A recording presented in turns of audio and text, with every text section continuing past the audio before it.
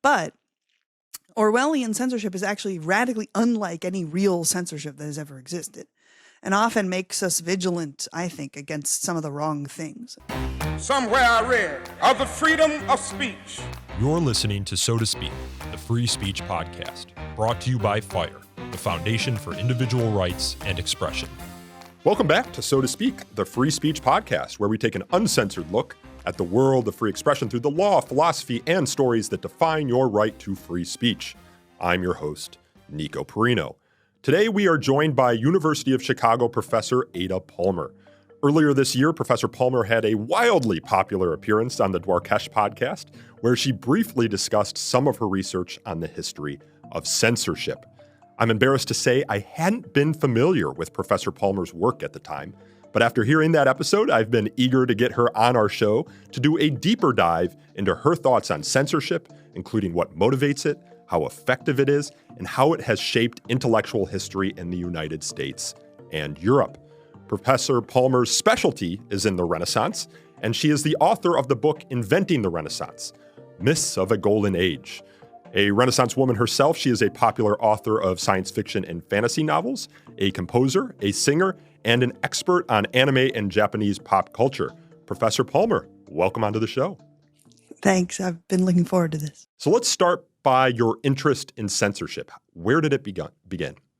Well, it began much as FIRE began in the classroom of Alan Kors at Penn, who was, of course, one of the co-founders of FIRE, who first introduced me as I was studying French Enlightenment philosophy to the impact of censorship structures on the way philosophers distributed their work, right? One of the fascinating things that launched me on is thinking about how all censored material tends to travel through the same channels.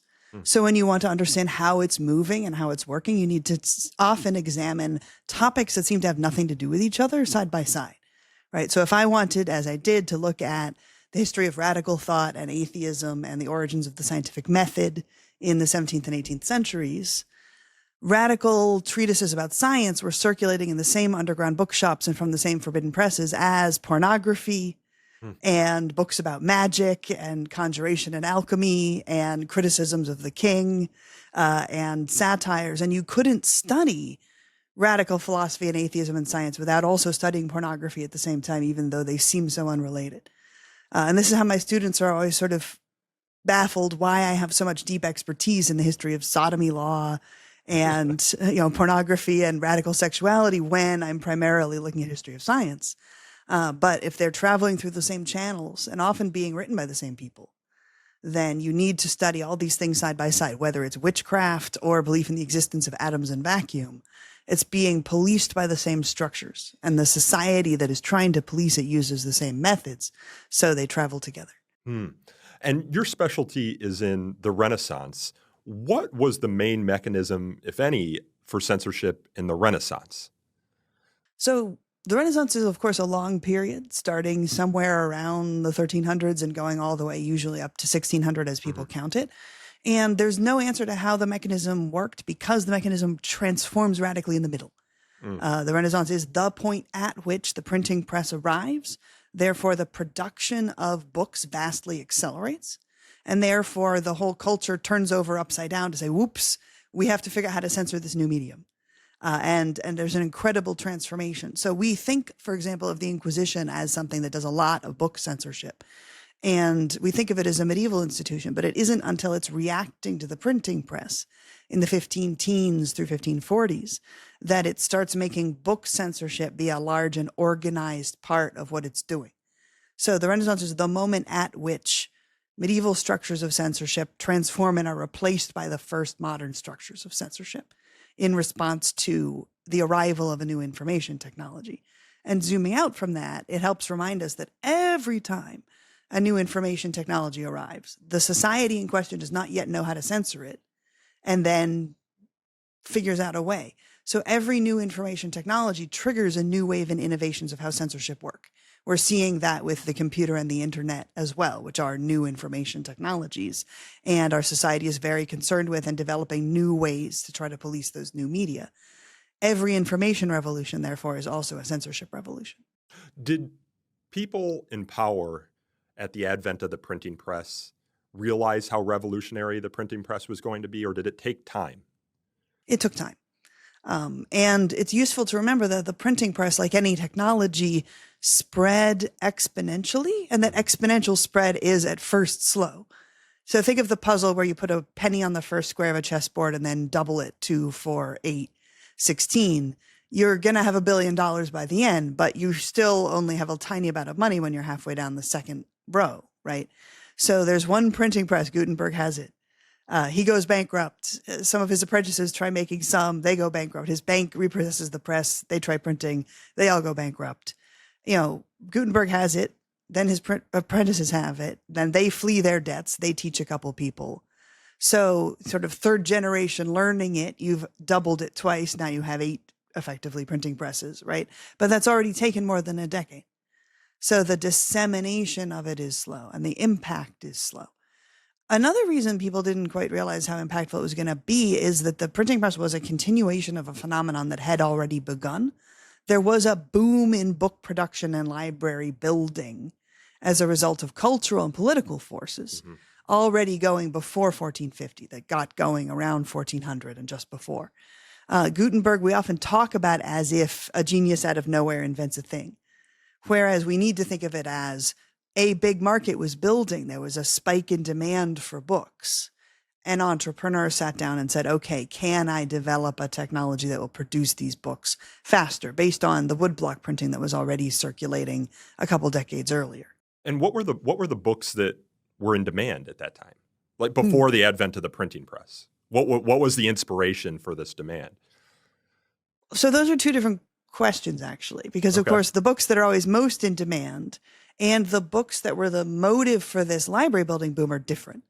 What books are always most in demand? Breaking news, scandal rags, pornography, spelling textbooks for schools, and, simple religious texts like a pocket prayer book or something that a priest would refer to when developing a sermon. So it wasn't the sort of ancient texts that you associate. Well, those are the actual things that get printed en masse and make money, right? Yeah. But the motive for the library building project was indeed the ancient texts, let's collect together all of the classics and reconstruct the libraries of antiquity, which was a political and scholarly project characteristic of the very beginning of the 1400s, spiking just before the year 1400, in which a set of intellectuals, among them Petrarch, conceived the idea that in an unstable and chaotic world in which Italy's vulnerable city-states were constantly in danger of being overthrown and conquered, what they needed was the arts of the ancients. And we associate the Renaissance revival of antiquity with art and linear perspective and realistic drawings of anatomy and aqueducts and diagrams. But they're thinking of the political science technologies. How did the Romans organize their government? How did they educate their ruling elites? The Romans were very successful in having a long and stable government. And books like Livy's Histories describe Romans who were incredibly loyal and willing to give their lives for Rome, right? The original Roman Brutus, one of the first consuls, who when his sons conspired to take over the city and make him king, executed his own sons for treason against the state. And Italy at the time is living in the plot of Romeo and Juliet. Can you imagine Lord Montague executing Romeo for anything? No, he's like, Romeo should get away with murder. So they want to reconstruct the educational system and political methods that enabled the stability of ancient Rome. And they believe that the secrets to this lie in the library that educated Brutus and educated Caesar and educated Cicero. And that if every king and duke and merchant prince and high status leader figure educates his sons and daughters with this ancient new method, they will create a generation of competent rulers who will bring peace, prosperity, stability, and success to these city-states. That creates the library boom. And it's a very elite project because books are heck expensive, right? Before the printing press, a book costs as much as a house in the manuscript production period. So in order to have a library, you have to be someone who has tens and hundreds of millions so that you can invest in a library in which each book costs $300,000. And when the printing press comes in, he's trying to meet the fact that lots of people want libraries and there is a market for it. But he's so effective at reducing the cost that between 1450 and 1490, the price of a book drops from the cost of a house, let's say $300,000, $600,000, depending on the size of the book, to costing about a school teacher's salary for 1 month, which is still a lot more than we pay for a book today. But boy, is it a lot less than the mega elite spending that was necessary. And so by the time you hit the early 1500s, any mediumly affluent person can afford to own a dozen books. And any somewhat rich person can afford to have a large library. And importantly, every town has someone who can afford to have a library, to which then the youths of that town who want to be educated can knock on the door and beg to visit. So that the accessibility of having a library increases by an order of magnitude within a century. Yeah, and is this information, as it's increasing, flowing relatively freely? I remember when I was a student at Indiana University studying Renaissance history under Arthur Field, we were introduced to a book called Two Renaissance Book Hunters about Poggius Bracciolini and Niccolo Nicoli. And that book is magnificent. It's magnificent in part because it felt like a real-life national treasure or Indiana Jones. Like you had Poggius Bracciolini out there rediscovering treasures and writing to his friend Niccolo Nicoli about them. In the back of Poggius's mind, was there any sort of conception that the books he was rediscovering would be censored or would be a threat to kings or dukes or the papacy? Or does this stuff... super not, because Poggio was writing super satirical, pornographic condemnations of the clergy, which they run around with their dicks out, and publishing that, which did get censored. And he knows that the classics is the non-controversial, non-dirty, non-problematic half of what he's doing. So there's no concern about this, these pagan authors from the past. They're later letters of major founders of the Inquisitional book structure.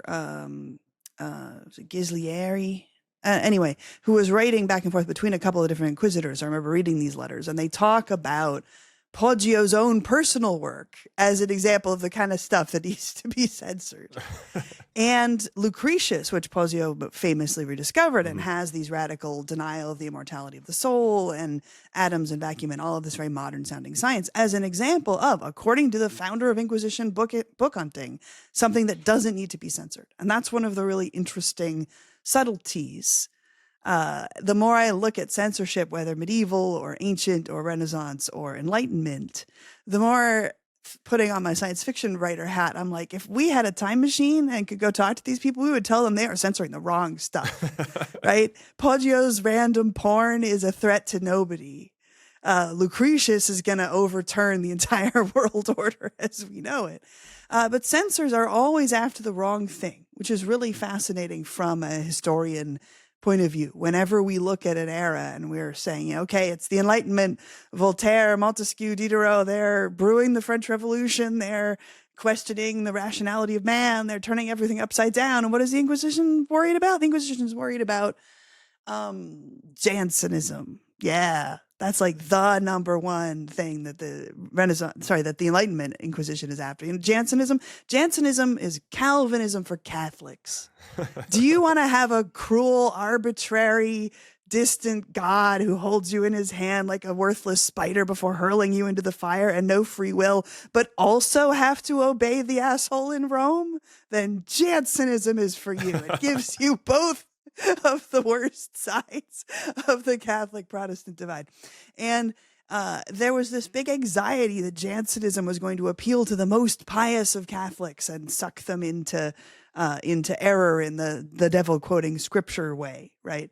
And man, the Inquisition is just turning itself inside out and upside down, worrying about Jansenism and letting works by the Marquis de Sade just happily go around. And we're like, what are you doing? By happily go around, of course, I mean they're still banned. But, this is one of these subtleties where you can be banned a little and you can be banned a lot. Because all censorship structures are porous, right? All censorship structures have, we restrict A and we restrict B, and we're focusing on A. And we don't have enough energy for both, because an important characteristic of all censoring bodies ever in human history is that they always feel like they don't have enough manpower and they don't have enough resources and they're being overwhelmed and they can't police everything. That's one of the things that's so deceptive about the model of censorship raised for us by Orwell's 1984, which dominates the way we imagine censorship operating and has given us very valuable tools for thinking about and being vigilant against surveillance and totalitarianism. But Orwellian censorship is actually radically unlike any real censorship that has ever existed, and often makes us vigilant, I think, against some of the wrong things. And one of the things he depicts is that the ministries of information and truth and love have infinite resources, right? And when they go to censor something, when Winston goes in to delete a person from a newspaper in his job at the Ministry of Truth, all copies are deleted, right? Everything is affected. When his colleagues are working on Baudelairizing Shakespeare, they're Baudelairizing all Shakespeare. They can get at all the versions of Shakespeare. And they have so many people, they can have an entire team just to surveil Winston personally at a ratio of, 5 or 6 surveillors to every citizen, which is, of course, mathematically impossible. And practically impossible. So when you look at the real censorious systems that even Orwell is modeling this on, like the USSR or the Inquisition, and you look at their letters, they're always like, oh my God, we don't have enough people. There are so many of them. We'll never catch up with anything. So they choose their battles. And in the French Enlightenment, many books are banned, but they focus on policing the ones that they're afraid of, right? So Anton Mathiesen has this brilliant book. I hope you've had him on. He's great. On radical doubt and radical skepticism in the 17th century. And he's found these documents from, actually directly documenting a raid by the authorities on a clandestine bookshop.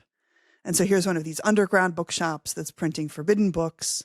And what do they have? They have, Voltaire and Rousseau and everything you would want. And it's a little early for that. Maybe they have, I've forgotten the exact date, but they have all the Enlightenment figures that are happening at that time. They've also got porn. They've also got criticisms of the king. And there's this long inventory of all of the stuff that they have. And they're like, this is fine, radical, whatever. We're just going to chide them and wave the finger at them and be like, don't do it again. Oh my God, they have a Jansenist treatise against the nature of the Trinity. Throw the book at them. This is the worst and most dangerous thing. Even when the Encyclopédie, Diderot's Encyclopédie, when it is finally condemned, this is a really telling moment, right? Because they didn't want to condemn the Encyclopédie. The French authorities liked it. The French authorities let it circulate. The king liked it. The queen is on record praising how it taught her how to understand the way her silk stockings were made. It had some radical political ideas, but it was very careful. It was a meticulous act of cautious self-censorship, which Diderot and others organized, saying, all right, we really want this project to be available to citizens, right? This is the book that's supposed to create a universally educated populace so that everyone can be a participating citizen. We want everybody to have it. So we're going to be on our best behavior and write the sort of most moderate versions of all of our radical ideas. And this is successful with the French king, who's like, this is fine. And with the French censors, who are like, yeah, this is fundamentally fine, because they're sympathetic to it, which I'll come back to in a second. But eventually Rome catches up with it. And theoretically, all of the Catholic nations' local censoring bodies are under Rome. So when Rome catches up with them, it's like, wait, you're letting them publish what? No, this is not okay. France, I command you to condemn the Encyclopédie. And they condemn the Encyclopédie. And when Rome as of volume H, and when Rome commands you to condemn something, you're supposed to then in Paris, have a symbolic burning of a copy. And there's a very grave day, and they announce that they're happening, and they take the copy of the Encyclopédie and they parade it over to the fire and set it carefully aside and burn a pile of Jansenist treatises about the nature of the soul in its place, because they like the Encyclopédie. They don't want to burn it. They would rather burn Jansenism. Which just shows you how things can be complexly both condemned and not condemned at the same time. And these levels of porousness had always been intentional, to the degree that when they're printing the forbidden later volumes of the Encyclopédie in Geneva and in Switzerland and smuggling them across into France, right? The Encyclopédie, of course, faithfully stops, but this unrelated encyclopedia in exactly the same font and size starts coming across the border from Switzerland conveniently beginning just at the place that the old one ended, but it has nothing to do with the original editors, of course. When they're smuggling that in, the censors are so sympathetic to it that they just let it cross the border. And if they, pull up somebody's hidden compartment, it's filled with the encyclopedia, they're like, okay, just pay me a small bribe, whatever. So they start printing title pages of the encyclopedia and wrapping it around more forbidden books. And things like De Sade, Come into France, wrapped in the encyclopedia, disguising a banned book as a different banned book, because the two had a different level of how much enforcement there was of the ban, even though under the law, technically, they were the same. And I said I would come back to the sympathy of it. But one of the things we always forget is that, historically speaking, a censor is a member of the educated literati, right? You have to be an educated person, familiar with all sorts of ideas in order to recognize what you're looking at. You have to be fluent in literary languages. So all the way through the Enlightenment, working as a censor in 18th century France is like a normal first job out of college for a lit major. And a lot of these people are themselves pretty radical and are themselves also authors. We have letters that Robert Darnton chronicled of censors like writing to each other. Oh, Jacques, my dear college roommate, I got your book to censor. Don't worry, I'll do a really good job, right? While they're writing their own books, hoping to debut and then be able to get a better job than working at a censor later on. So in a weird way, censors tended liberal, or at least tended educated, and were sympathetic to new ideas. So the people who are doing the censoring are themselves often moments of permeability. And there's this great case, and I always forget his name, but there's a leader of the Portuguese Enlightenment who wrote a really important treatise in favor of more liberal education against sort of traditional Jesuit-led education. And it was printed in Naples in Portuguese to be brought across to Lisbon. And this is one of these rare cases where the Inquisition had a shot at actually eradicating this book. Because once a print edition actually disseminates and 1,000 copies of it are all, like, you're doomed. There's no way to ever track those down, right? Not even in modern cases can the CIA track down every single printed copy of a book once they exist. But in this case, they're warned, like the books are on a boat. It's coming into Lisbon. It's arriving at this time. They intercept it in the harbor. Right, and they destroy the entire edition. And nonetheless, the second edition is printed within a month, about 8 miles away. And we say, how did that happen? And the answer was, the inquisitors kept copies for their own reference, because you have to keep reference copies of the bad books so that you can look up whether other things are the same book circulating under a different title. One of the inquisitors kept it, read it, liked it, smuggled it out, and had it printed. One of your big claims is that we cannot and should not draw a line between state censorship and private or civilian censorship. And you argue that the majority of censorship is actually self-censorship. What do you mean by that? So those are two very different questions. I'll do them in order. The first one focuses on the fact that so often censorship is actually hybridly achieved by a combination of government and culture. And that when a government wants to censor something, it'll often use the culture to do it, or when the culture wants to censor something, it'll use the government. Oh, I see what you're saying. Okay. Right. So to use a very clear modern example, let's look at how film censorship works in America versus New Zealand. Now, New Zealand is the wonderland for studying censorship, especially if you want to study the First Amendment, New Zealand and Australia both. Because fundamentally, America and Australia and New Zealand started with the same original legal system and original structure of government, right?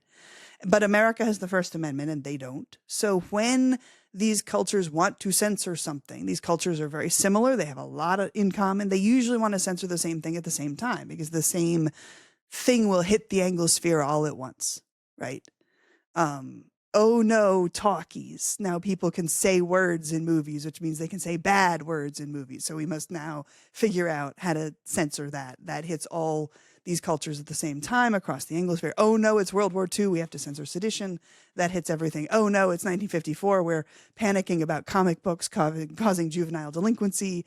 This hits all these cultures at the same time. And every time it hits America, Congress shall make no law. So if America wants to pick on something, whether it's comic books or communism America cannot do it by Congress making a law, and it has to use a workaround, right? So when America wants to censor movies, America has the Civilian Movie Ratings Board, and there are a lot of cultural pressures, including some from government, right? A congressman will call you up to make everybody comply with this supposedly voluntary and civilian process. In New Zealand, they just have a state office that censors movies, and it's done by the government, and it has exactly the same function, and it gives movies ratings. And in one of them, it's the state, and the other one, it's sort of technically not the state, but they're censoring the same stuff for the same motives at the same time. And they're entangled with government in both ways. And there are good and bad facets to both of them. Because in America, for example, film ratings are done by this civilian organization, which means it has no accountability and it's incredibly corrupt, and it's run by Hollywood insiders. And they have no obligations to have criteria publicly or to justify their ratings. You just get your answer, and they provably give better ratings to their own studio's work and harsher ones to outsiders to try to make it harder for outsiders to break in. And there's no appeals process. But they can't ban your film. Yeah. Right. They can bankrupt you because your film will not be able to be shown if it gets 18 plus, et cetera. But you can project your film on the side of a barn. It's legal. You have the right to express yourself. But a film that goes bankrupt means you really can't express yourself, even if you technically have the right. Well, I think you can still put them out on streaming. So, for example, I made a documentary. Well, you can't make your next film. Right? Because you've lost all of your money and you don't have any money and nobody will fund your next film. Sure. So if you're making kind of like a big, right? If you're trying to make one that's going to be shown in theaters and all that. Yeah. If you're making an indie documentary, you probably don't need to go but that's not what they're targeting, right? They're targeting the things that are trying to hit a large and mainstream audience, and they can effectively mean this is going to be your last film. Yeah. Meanwhile, in New Zealand, the censoring is done by the state. And it's done by civil servants who have no connection with this industry whatsoever. They're basically the same thing as postal workers. They have a very transparent process. They have very specific, clearly defined, these are the 5 things we're allowed to censor. We're not allowed to censor anything else. They're required to explain publicly their motives and decision process. There is an official appeals process where you can appeal to a judge.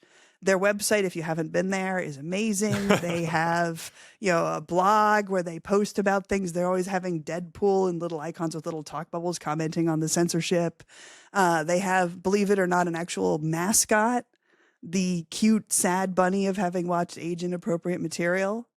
It's the weirdest, cute mascot I think I've ever seen. And, they have a Twitter account, or they did. I don't know if they still do. And a blog covered with stock photos of happy teenagers on laptops, presumably reading censored material. I don't know what they're supposed to be doing, but there they are. But they can ban your film and they can jail you for it. So the government version has more transparency, more accountability, more appeals process, but teeth on the other end. The civilian one is much more likely to give you an arbitrary, unfair, and unjust initial experience. But then there's nothing you can do about it, but they can't ban your film. So notice how these are definitely the same society achieving the same thing 2 different ways. Yeah. Well, in America for like 35 years, you did have government censorship, because I believe it was in 1915 that the Supreme Court ruled that movies don't receive First Amendment protection. Then you had sprouting up, I believe, like hundreds of local film licensing boards, and I think there were 7 states that had these as well. And that's where you got the industry moving into action, because you had this weird scenario where different localities would give your movie, a different censorship rating or require you to excise different portions of the film, and it's just no way to distribute a movie across the country. And so they brought in the sort of rating system. And then it was like 1952 and 1953 in the Miracle decision, the First Amendment finally started applying to movies. But this, the Hays Code and whatnot still existed. And with the guidelines for what we recommend that you do, et cetera. Yeah. So notice how all of this is entanglement of government and civilian factors, including things like the movie companies wanting to be able to have national distribution instead of local distribution, and things like the Hays Code, which is not force of law, but recommended, and you're going to have a harder time getting other things you want from the government if you don't follow it. So government outsources censorship to society. Society outsources censorship sometimes to government when, there's a company that really realizes that they can make a lot of profit by controlling some sort of expression. So they will lobby the government to do a thing, not because the government wanted to, but because the corporation wanted them to. So it's deceptive to draw a stark line between the two. Right? These things are always very entangled with each other. And when having this discussion of, is censorship always the state? Are these strictly separate? For me, the killer answer is the Inquisition wasn't the state. The Inquisition was a separate organization organized by the church that goes into and collaborates with governments. It operated like Doctors Without Borders operates. It's not the state. If the Inquisition doesn't fall under our labels of definitely censorship, then our definitions have gone way wrong. So we need to acknowledge that the vast majority of censorship is a blurry collaboration in which state is one of several factors, money another, profit-seeking another, cultural taboos and preferences another, that all churn together with each other to make a variety of apparatuses that often mix legal and non-legal and paralegal and simply cultural tools and corporate tools to censor something in a much messier way than a strict binary between state and not state. Which is interesting because I'll sometimes have guests on this show who push back on any idea that private censorship can happen in the private context, that it's always going to be state action. But you're saying it's more complicated than that because it's hard to draw a clear line between state and private action because often it's the state that's incentivizing the private action. Right. Or it's the private incentives that are pushing the state. Yeah. And so you really have to look at these as entangled factors when you zoom in. You had asked a second half of that about question. self-censorship. Yeah. So I'll state the thesis, then I'll give an example. The majority of real censorship is self-censorship. But the majority of self-censorship is deliberately cultivated by an outside power. And in fact, the cultivation of self-censorship is often the primary goal of censorious action, and especially censorious government regimes. So I had a brilliant student who asked a great question in the classroom once, which was, did the trial of Galileo succeed or fail? And if we think the goal of the Galileo trial is to silence Galileo, then it's an abject failure because it made him much more famous even than he already was, right? If we think of the goal of the Galileo trial as to scare Descartes into withdrawing the freshly written treatise he had just delivered to his publishers and telling them, wait, don't publish it. I'm going to revise this over the next 2 years to be way more Catholic and way more Orthodox because I am scared. And 1,000 other intellectuals in that same moment as Descartes, who also carefully revised their work to be much more cautious after hearing about the Galileo trial. That's the success. Could they silence Galileo? No. Could they get the self-silencing of 1,000 other intellectuals who are frightened by the Galileo trial? Yes. And when we look at the practices of censorious bodies, we so often see them, even in their notes, saying, we can't police all of these things, so we will police one or two things prominently so that people see it, notice it, hear about it, pay attention to it, and that will get people to self-censor, right? They choose their battles. And when we look at China right now and the sort of influencer blogosphere, all across China, people are using VPNs and bypassing censorship all the time. Humans want information and humans are smart. Censorship cannot make an absolute curtain. People do this all over the place. But who does the state actually arrest? They wait until people have a certain level of fame, and then they enforce a almost arbitrary and random grabbing of a person, because that's scarier than there being a specific cause. It's this person was doing the same thing everyone else is doing. Therefore, I'm scared and I'm going to be extra careful, right? Random enforcement is more effective at sowing fear than going after specific works. And like the Portuguese example that I gave, censorious bodies know perfectly well it is impossible to track down and destroy every copy of a piece of information once it's already disseminated in our digital age, certainly even in the printing press age. But it's possible to destroy every copy of a book that never exists in the first place by scaring people into self-censoring. So, the Inquisition in its earlier days does a lot of, a treatise goes out, you visit that intellectual, you interview him, you make sure that all of his friends know that this happened. He promises not to do it again. You say, okay, good, go home. And you get much more cautious work out of that guy and all of his friends for a long time, right? So this type of encouraging the culture of fear. Is America the same? Like when I look at American history, I see a lot of prosecutions or persecutions that are meant to send a message. You can go back to the Sedition Act of 1798. One of the first prosecutions was Benjamin Franklin Bache, who published the Aurora, a big critic of the Federalists. Like very clearly, they're going after him because he's prominent. It's going to send a message. You see the same thing during the Palmer raids and the Red Scare and the prosecutions and persecutions during World War I, where I think there was 2,100 prosecutions, 1,000 convictions. They're going after some very prominent people. Obviously, the McCarthy era, right? They were literally putting people before hearing committees in Congress. I feel like in my experience at FIRE, though, today, where the First Amendment is as robust as it is, sunlight is our best disinfectant. Shining a light on the censorship is one of the best ways to push back on the censorship.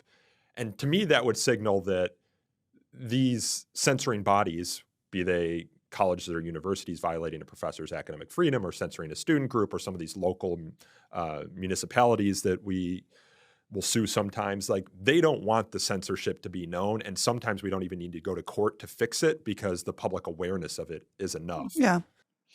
But it's sort of the case that they don't want it to be known. It's often the case that some of the actors involved do want it to be known.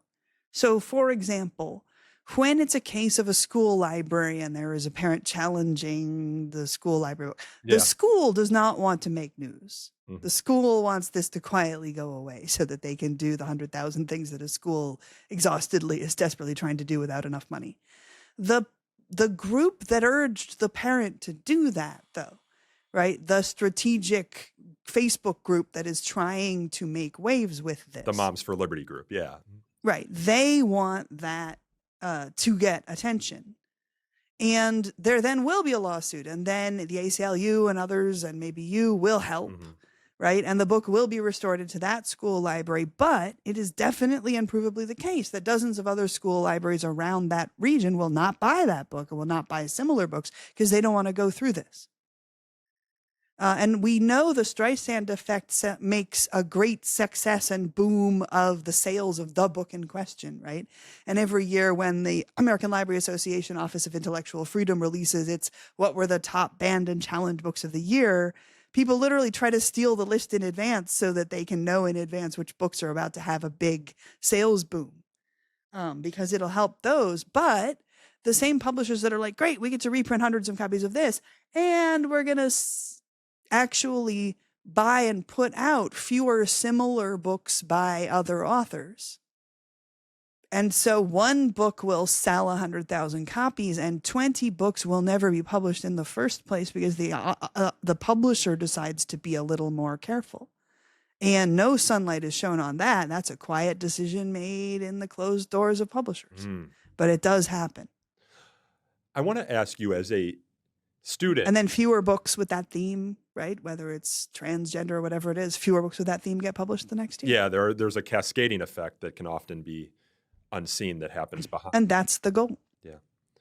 As a historian of intellectual history, we can focus here on European intellectual history.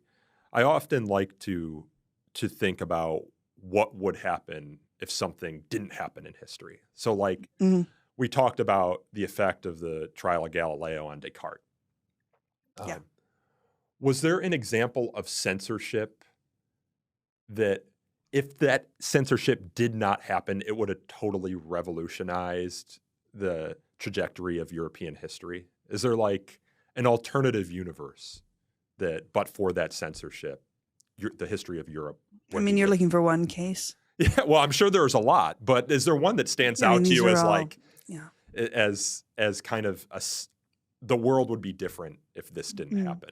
I think the most, the example my mind goes to, which is not what you want, but I think is an important example. So, I work a lot on Giovanni Pico della Mirandola, this famous Renaissance genius who, by the time he was 14, knew 7 languages and worked on this great project of 900 theses to unite all world religions into one, and thought he was going to revolutionize and merge Islam and Zoroastrianism and Platonism with Christianity, and was so confident that he was persuasive and right that he wrote letters to invite all the crowned heads of Europe to come see him defend this thesis publicly in Rome in front of the Pope, and never imagined that anybody would, despite the Inquisition existing, never imagined that anybody would condemn it. But then also in the middle of traveling to go to his defense of it, tried to elope with a married noblewoman, imprudently, right? And so when he's arrested and the trial is happening and the question of is he going to get in big trouble or not happens, his allies and his patronage network and his great protector Lorenzo de' Medici kicks in, and a lot of money moves hands and a lot of leverage is exerted. But what's really going on is the larger political tensions between Florence and Rome. Florence, which is protecting him, Rome, which is in major tension with Florence at the time, which is not. Another thing that's happening at the time is the tension between Guelph power structures and Ghibelline power structures, because at that time, these two great factions that hate each other, like the Montagues and Capulets, right? Both Pico and Florence are part of one set of political and military allies, and the papacy at this time is in the domination and control of Ghibellines, who are their political and military adversaries. So when you zoom in, what you see in the arrest of Pico della Mirandola is, here is the most amazing intellectual possibly of this entire century, and here he is being arrested and jailed, and then having first 13 clauses out of his theses condemned, and then eventually the whole thing condemned. And it feels like it's about the ideas, and it feels like it's about the censoring of stuff. And then you zoom out and you're like, wait a minute. No, these inquisitors are being sent there because their boss hates his friend and is trying to use this as leverage in a long, complicated military coup in which the Papal States are trying to annex Tuscany. And this is entangled with 3 different wars and, an old enmity and the Pazzi conspiracy and all of that. And the degree to which you can say it was motivated by ideas is a tiny drop, because all of the higher level decisions of, are we going after this scholar? Are we not? Are in fact 90% about the political entanglement and only 10% about the ideas, right? And it so constantly, even something like the trial of Giordano Bruno, you zoom in, it looks like it's about ideas. You zoom out and look at the people connected, and you realize how much that's about Rome's tensions with Venice, just as much as it is about any intellectual material that's going on. So all of our showstopper cases that feel like they're really about ideas, when we then zoom out, we see how entangled they are with politics. Yeah, personal animosity, politics. It's a story of human nature. The degree to which this can be a pawn in a larger battle. Yeah. And in the case of Pico, he is not condemned. His book is condemned, but he is released sort of into house arrest in the custody of Lorenzo de' Medici, and a lot of money and political capital and favor trading is used on the leverage necessary to rescue Pico, which is a victory for Rome, which has weakened Florence and wants to weaken Florence and the Medici and make them spend their political capital on this, so they don't have that political capital to spend on other things. Do you think that the advent of artificial intelligence is going to change the way censorship has operated historically? Like, for example, you talk about how censorship systems are often made permeable by sympathetic people on the inside. If you implement a censorship system that isn't dependent on this has nothing to do with whether it's artificial intelligence and everything to do with whether it's automated, right? Because we've had automated censoring filters for a decade before it's done by one particular form of that technology. Yeah. And so I'd like to step back from talking about AI to actually what we're talking about is computer automated censorship, which is much bigger than AI, doesn't need AI, predates AI, could make use of AI, could not. The idea is that AI could make it more powerful. Yeah, but the next thing after AI will also make it more powerful. Sure. Like we're in the middle of a constant set of innovating how computers work. We're going to keep innovating how computers work. Fundamentally, the technology is the computer in the same sense that fundamentally the technology was the Gutenberg press. Sure. Right. So computer-based censorship indeed has the interesting principle that then you are potentially removing the intellectual from direct contact with the object. You are also potentially having, one person create a device that can then censor thousands and thousands of things more than an individual could. It doesn't remove the permeability of a sympathetic person, however, because the programmer of the thing can program in loopholes. The overseer, the human in the loop, can do things. Now, the authority can try to prevent that by having it go through multiple humans and multiple loops, but that was true of the Inquisition as well. Another thing, however, that it means, though, and this we see a lot in the way censorship was done with tagging in Facebook, right? When you flag something as inappropriate content and it has to be looked at. Both the programmers involved in the creation of computer automated censorship and the individuals that are being hired to look at things that are flagged on Facebook, or in China, is it the 30 Cent Army, the people who work looking at, Chinese internet censorship, are not a fresh out of college lit major, are not the literati, right? A lot of them have no advanced degree. And if they have the advanced degree, it's in a STEM-focused, engineering-focused, not critical thinking-focused arena. One of the things that modern and digital-based censorship has done has shifting who's doing the censoring away from subtle, critically thinking, educated figures to a much less educated class. You could frame this as the democratization of censorship. Yeah. But you can also frame it as the de-intellectualization of censorship. And how much sympathy are you going to get with Diderot's Encyclopédie from somebody who doesn't read it and doesn't know the context to which it's responding? You're going to get less sympathy than you will from somebody who realizes what this project is about. Are you going to get more clumsy censorship too? Because one of the things that I read you talking about previously is that you would get very exacting censorship in some of these more historical works. Like, on the one hand, they could just ban the book, throw it into the bonfire. But instead, the Inquisitions, for example, will often have people spend hours and days and weeks just combing precisely through different manuscripts to excise certain parts. Well, and part of that is the ideal, but part of that is also what the goal of the censorship is, right? So, there's a gorgeous treatise by Cardano on logic that we have a copy of here at the university, and pages are missing where the Inquisitor has gone in with scissors and cut them out, and other pages have loop-de-loops where the pen has covered it over. It took hours and hours for that Inquisitor to go through that one single physical copy of Cardano's treatise. And it would have taken him seconds to throw it in the fire. And this is being done at the same moment that the Inquisitors are writing letters back and forth about how understaffed they are and how they never have enough time and how they don't have enough people. And you look at it and you say, why on earth are they spending hours and hours going through this book to get just the right sentences instead of throwing it in the fire? And an even better example, which I love putting next, Gesner's Encyclopedia of Animals. Conrad Gesner, most prolific author of the 17th century after the death of Erasmus, so second half of the 16th century after the death of Erasmus. Good grief. And he's great. He lives right next to print shops. He really focused on trying to be prolific. And, every week he would go down to the print shop and say, do you need a learned introduction to something? I'd love to write you a learned introduction to something. I don't care what it is. It could be engineering. It could be art. If you need a learned introduction, you can get it from Conrad Gesner. And he wrote this Encyclopedia of Animals. Whopper 6-volume, gorgeously illustrated, wonderful woodcuts of elephants and guinea pigs looking nothing like elephants and guinea pigs.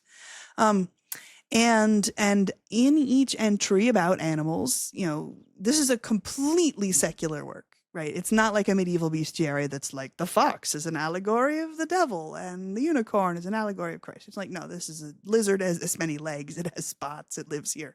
It's very like a modern biological encyclopedia. And Gesner's a Protestant. So the Inquisition looks at this as they do at anything by a Protestant, and they have to decide, can you have it or can you not have it? And they look through it, and their decision is this. Gesner, you can have it. You can even have it. You might have to ceremonially damnatio memoriae, sort of cross out Gesner's name, which they sometimes do. But, they're okay with Gesner. He's a pretty neutral dude. So the Inquisition's answer is this. You can have the book. You can even have the guy's name.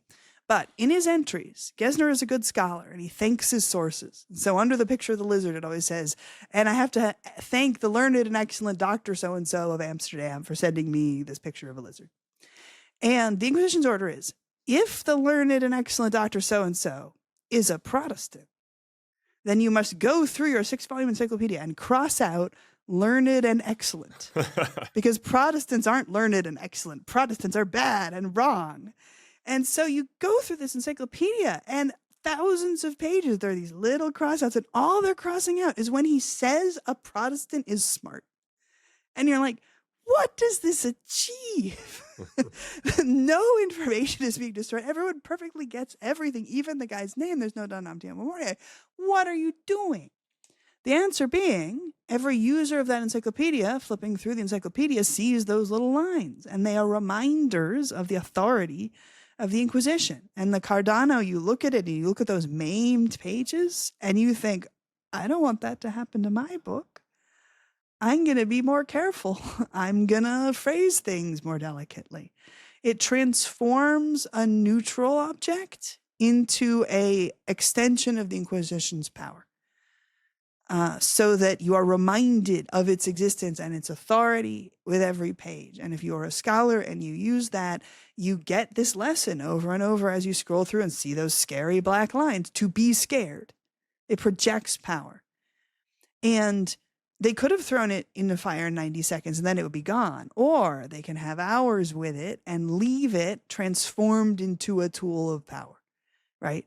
And authorities want to turn things into tools of power. And so they are being selective and carefully choosing which sentences of the Cardano they care about. But the object that they've produced as a result is a grim reminder teaching tool, just like a poster of Big Brother on the wall, or the green thing at the beginning of movie previews that says it's been approved by the authority, that normalizes and reinforces to us the expectation that our movie viewing should be censored, right? All of these tools of deliberate visibility are important and fascinating. Think about when you visit censored internet. It could pretend that there's an error. But often, instead, it pops up a little thing that says, nope, this is a forbidden website. It has been forbidden by XYZ authority, right? That is what encourages the self-censorship. So when you look at an Inquisition that is desperate for manpower and spends hours censoring one book, yes, it's being sensitive to the ideas. Yes, it tells us that it's being done to intellectuals, but more so, it shows us the goal of this censorship is to encourage the self-censorship of the reader of the Cardano and the reader of the Gesner. That's what they care about more. They even have a thing where they'll tell you the list of what needs to be crossed out, and you, the owner of the Gesner, must go out and cross it out yourself, right? And you go page ahead, you cross out, learned and excellent, learned and excellent, learned and excellent. Just like Bart Simpson writing on the chalkboard, I will not associate with Protestants. I will not associate with Protestants, right? It's a didactic tool that is designed to change the heart and character of the user to get them to respect that authority, fear it, and therefore self-censor. You once said, by ways of closing here, I want to ask you about it. You once said that censorship is one of the elements of the social periodic table, that it's kind of always going to be with us. How should we as free speech advocates think about that? Does that mean fighting against censorship is futile? No. So let me expand on that quote, right? We often talk about censorship as if the natural state of humankind is absolute free speech. And by nature, we are living in a state of free speech unless some aberration, some law, some nastiness appears and creates an apparatus of censorship. And if we remove that apparatus of censorship, then we will return to our natural, pure liberty. That way of thinking about it, which is an 18th century way of thinking about it, derives from that same era when we're imagining the state of nature and the noble savage. And here we stood naked in the woods thinking, we should conform ourselves into a polity. I wonder what inalienable rights it would want to have, right? These are thought experiments. And the natural human as living in a state of free speech is thought experiment. When we turn to the anthropologists and sociologists and say, hey, what are people like without censorship? They say there are no people without censorship. We have no cases, no societies anywhere in the historical record or the present interview record, right? You can look at the most sophisticated empire or the most isolated tribe, and they have taboos and they have customs of who is allowed to say what when, and they have things that you can express or things that you can't express or things that you can only express in tabooed manners. Human beings never live in a state of absolute free expression. We always have sets of customs, expectations, rules around who can say what, when. The impulse to try to control speech, the impulse to try to silence speech that is scary, this is a human universal impulse, just as much as the impulse to want to sit in a comfortable chair, right? We hear things that scare us and we don't want people to say that again. And we can seek that by having a conversation with the person about how we don't want them to say it again, or we can seek it by making policy. But we have no cases of humans living in a state of absolute free speech. So more useful is to say the impulse to silence is a human universal. It is an element of the social periodic table. It is one of the constituent elements of why we create societies and why they have rules. It is in all of us. It is in our bodies right now. It is like arsenic. And just like arsenic, what matters is not whether it's present, but whether it's present in toxic forms and at toxic levels. And how do we know when it's toxic? When it's starting to cause harm to the social body, right? Yeah. Because small amounts of arsenic are in chemicals that our bodies actually need to survive. And similarly, small amounts of social control over who says what where are very important. For example, if I'm scheduled to give a lecture in a class in a room and we gather there for me to be able to give the lecture, and somebody comes in with a megaphone and starts shouting the word beluga over and over and over and over for an hour, preventing us from being able to have our lecture, our society all agrees we need to be able to have a mechanism to say, excuse me, sir, please do not interrupt our lecture. We need to use this space.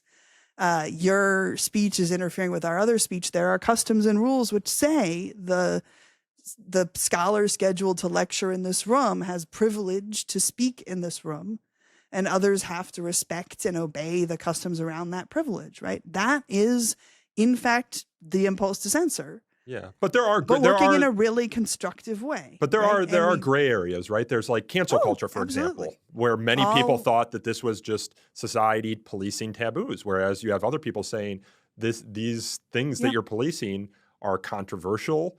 They're up for debate. They're not politically decided, and you're driving people out of jobs, driving people out of academia. Yeah, all things have a gradient from the right amount to the wrong amount. But if we try to look at censorship as something that doesn't come naturally from us, if we try to look at it as something imposed upon us externally by the scary them, right, by the Orwellian party, by the iron boot stamping down upon us, then our vigilance is going to be directed for that iron boot. And we're going to make the kind of mistakes people make when they say, well, it's not real censorship because it's not coming from the state. It's not real censorship because it's grassroots bottom up, not top down. It's not real censorship because it's not seeking power, it's seeking something else. It's not real censorship because its goal is to be kind and protect. That's a common one, right? But I'm doing it for good motives. I'm not, I'm doing it to protect children. I'm not doing it to silence speech. Therefore, it's not real censorship. There was a great moment in my classroom. We had the Cardano out on the table, and next to it, one of my other favorite censored physical books I've ever gotten to touch, a copy of the third novel in the Twilight vampire romance series, where the mother of the underage owner of the book had gone through with scissors and cut out the sex scene and used a combination of whiteout and Sharpie to excise the sexually explicit sentences on either side of the sex scene. And we had it sitting next to the Cardano. And here are two books with a few pages cut out and ink excluding specific sentences. And yet the Cardano is this 17th century authoritative mathematical treatise on logic by a male author for a presumed male audience in a very serious and academic context. And we look at it with gravity and it gives us a chill. And whenever the Twilight one comes up, we giggle because this is a light entertainment, mass-produced book by a female author for a presumed female reader. And many other axes of power make us take it less seriously, even though the exact same physical act was done to these two books, right? And we were having the discussion, and one of the people in the discussion said, well, the real difference between these two things is that the mother believes she's doing something good. And there was this awkward pause before people were like, well, but doesn't the Inquisitor also think he's doing something good? But that first impulse to say, well, they're different because the mother thinks she's doing something good is a really important impulse for us to examine, because often we do believe what Orwell teaches in 1984, that O'Brien knows he is the bad guy, that the censor wills power and wills evil and knows that his goal is control and pain, that the censor is a bad guy, is a villain and knows inside. And so people will look at themselves and say, I'm angry at this book, I want it out of this library, or I'm angry at this person, I don't want them to say this thing. And they'll look in their heart and they'll ask why. And they'll say, well, my heart is pure. My heart wants this because I'm protecting something. I'm protecting a child. I'm protecting this community. I'm protecting myself. I don't see in my heart the impulse to power or the impulse to control. Therefore, the thing I'm doing isn't what Orwell warns us against. Therefore, the thing I'm doing is okay. And the thing I'm doing is not bad censorship or not even real censorship, which is so core to why you can have people who will describe themselves as free speech absolutists while insisting on a book being kicked out of a library. Yeah. Right. And that's a fascinating psychology, right? That's one of the most fascinating psychologies ever to examine. And this is partly because a part of our nationalism as Americans is free speech, right? This is part of the national myth of America, is that it is a land of free speech. So patriotically, you must self-identify as anti-censorship. But, if you're doing a good thing, that's not real censorship. Yep. And so many people will pass the internal ethics test of, am I the baddie? No, therefore, I'm not a censor. But the Inquisitor also thought he was protecting people, right? He thought he was protecting poor, vulnerable Catholics from the scary threats of Jansenism or whatever other thing he's censoring. He thought he was protecting a vulnerable populace from dangerous ideas. And so often the motive is protecting a supposedly vulnerable populace from dangerous ideas, right? If we look back again at Lucretius, where the Inquisition was writing back and forth saying, this is a perfectly safe book. Yes, it denies the immortality of the soul and it has this radical physics and all of this other unchristian stuff, but everybody who reads it knows to ignore that and, quote, read it as a mere fable, end quote. Because Lucretius is in very difficult Latin.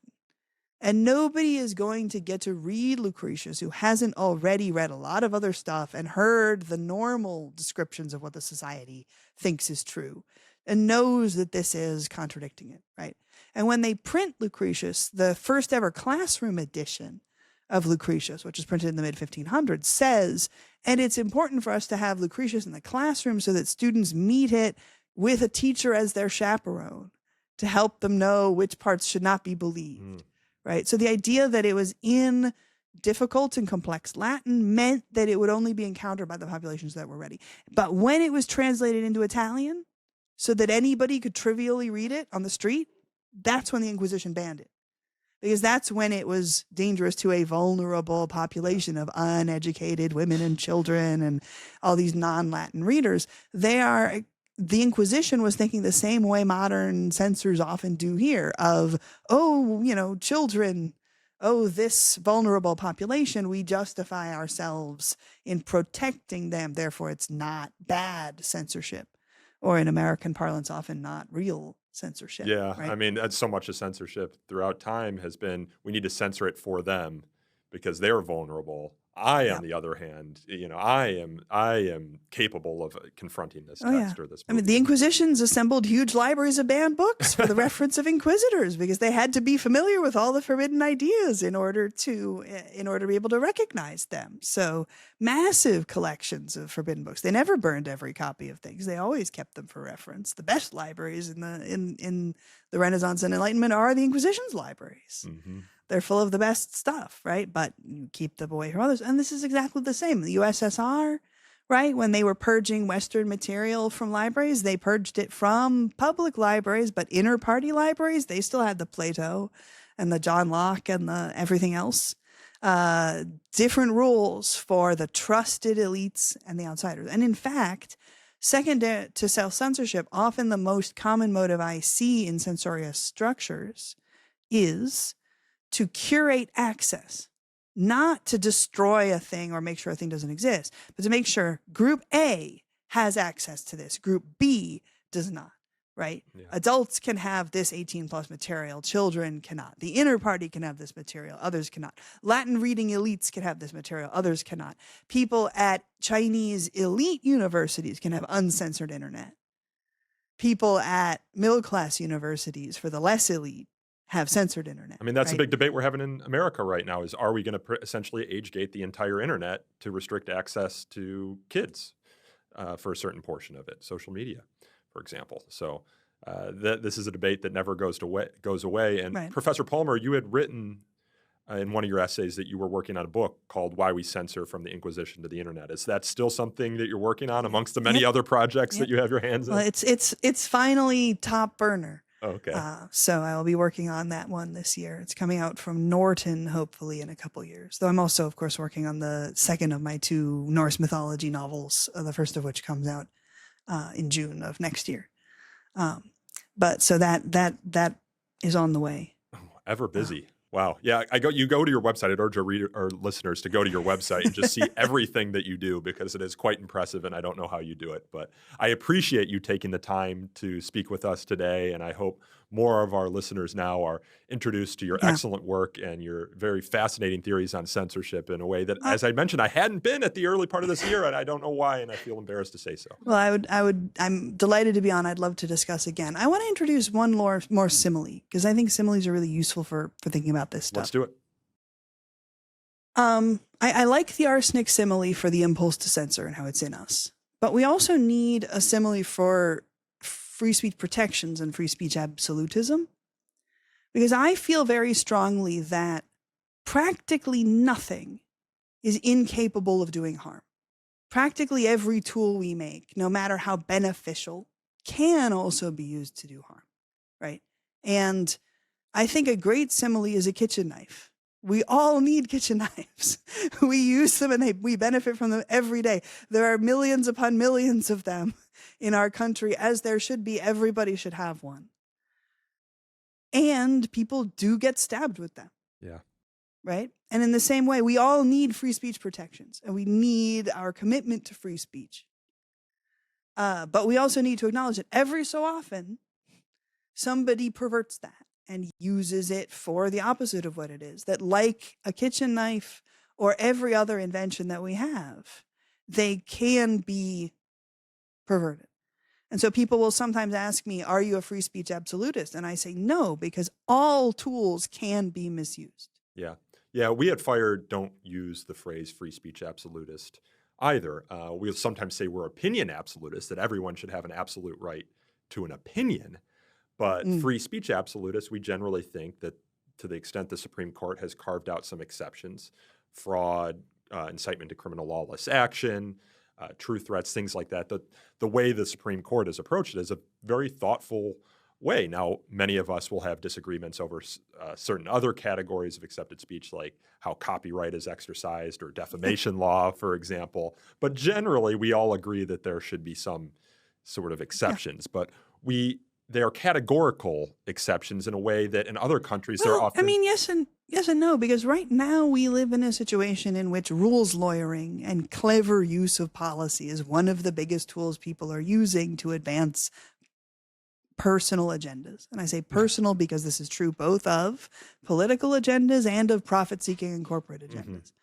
right? And there are very, very highly paid people whose job it is to comb through protocols, to comb through customs, to comb through policies, to comb through precedent, to find the way to twist around a court case to get the opposite of what everyone thinks the meaning should be. Yes. Or to justify a corporation doing the opposite of what its supposed pledge to be a public benefit corporation says it should do. And so I do think that in this moment in which rules lawyering is a fashionable technique for advancement, whether personal, political, or profit-seeking, there has been a spike in the last few decades of how often people are deliberately twisting free speech protections to do harm. Right? People are using the kitchen knife to stab a bit more often than in other eras. Yeah. And that's an arena in which we all have to be very careful and watch for it and say, is this invocation of free speech actually being used perversely to cause harm? Yes.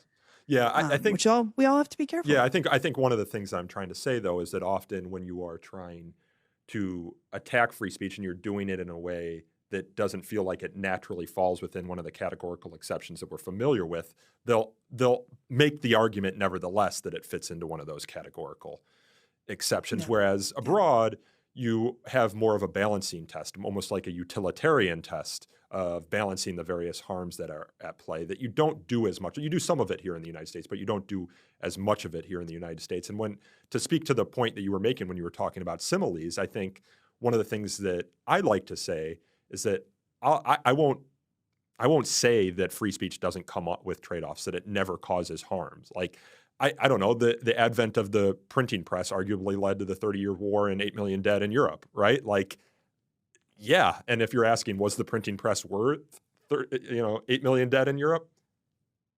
Do I sound like an asshole saying yes, in the long run? Probably. But at the same time, there are millions dead as a result of it. One of the things I like to say in America is that, our Constitution is based on this idea that we err on the side of liberty. That's not to say that we never make compromises around it to protect from certain harms, but it's where there are tough trade-offs to make, we generally err on the side of liberty. And so that's what I'll generally tell audiences, and they'll understand that. European audiences, not as much. So yeah, well, and you should chat with the people in New Zealand. Yeah. But to guard you against the am I the asshole for endorsing the printing press, remember, of course, that the printing press enables the building of libraries, which enable radical expansion in how many people are studying medicine, which results in the discussions around Fracastoro's germ theory of disease, which results in the proliferation of inoculation against smallpox, which saves more lives than those wars cost. It's the butterfly effect. And that's one of the arguments that you could make about artificial intelligence. There are a lot of people that want to stop artificial intelligence now, that want to So I think it's something better than a butterfly effect. Because butterfly effect is, here is a random thing and then it has an unexpected outcome. And every butterfly effect will have unexpected good and bad outcomes. Whereas I think the democratization of knowledge and increasing how quickly it moves and how much people access it arcs the world toward more justice, more equality, and many better things. Yeah, but our critics will say in the short term, it also leads to misinformation and disinformation, it destroys our political system. And yep, it does. But it also has the other effects. But it's not a butterfly effect, because a butterfly effect is a random effect. Sure. And this is an inevitable effect, right? And so it's a stronger claim to say that these are disruptive and helpful. Yeah, it's an inevitable effect if you believe that in the long run, the democratization of information is going to be a good thing. Exactly. And I, of course, believe that. It sounds like you believe that as well. Yeah. Right now, I feel like we should talk another time so we can talk about the early adopter effect and some of the reasons that information technology disruptions cause spikes in censorship and disruption. But we've had a long conversation already. Yes, but the good news is you have a book coming out on this topic in the next couple of years, so there'll be another opportunity for us to chat about all this. Professor Palmer, Thank you so much for joining us today. Thank you. I am Nico Perino, and this podcast is recorded by a rotating roster of my FIRE colleagues, including Bruce Jones, Ronald Baez, Jackson Flegel, and Scott Rogers. The podcast is produced and edited by Emily Beeman. To learn more about So to Speak, you can subscribe to our YouTube channel or Substack page, both of which feature video versions of this conversation. We're also on X by searching for the handle Free Speech Talk. And if you want to send us feedback, you can send that to sotospeak@fire.org. And if you enjoyed this episode, please leave us a review wherever you get your podcasts. And until next time, thank you all again for listening. The Foundation for Individual Rights and Expression, FIRE, and the Flame logo are registered trademarks of the Foundation for Individual Rights and Expression.